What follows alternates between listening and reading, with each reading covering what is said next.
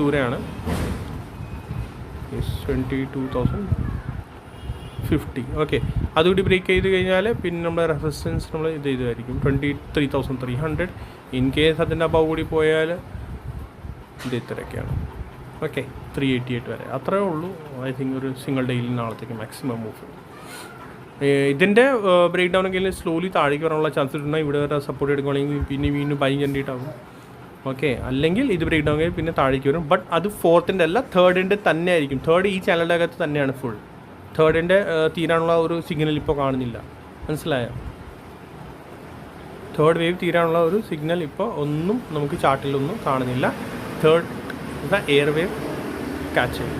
Okay, small time ഫ്രെയിമിൽ support എനിക്ക് ഇത് തന്നെ കാണുന്നുള്ളൂ. പിന്നെ ഈ ഒരു ഗ്യാപ്പ് ഇത് ഫുൾ സപ്പോർട്ടായിട്ട് മാറുകയുള്ളൂ. ഈ ഗ്യാപ്പ് ഫുൾ സപ്പോർട്ടായിട്ട് മാറുകയുള്ളൂ. ഇൻ കേസ് പ്രൈസ് താഴേക്ക് വന്നാൽ. ഓക്കെ, ഇതൊരു സപ്പോർട്ടാണ്. ഇതിൻ്റെ ലോ കൂടി സപ്പോർട്ടാണ്. യെസ്, ഇതൊക്കെ സപ്പോർട്ടാണ് ഇതൊക്കെ എല്ലാം. ഓക്കെ,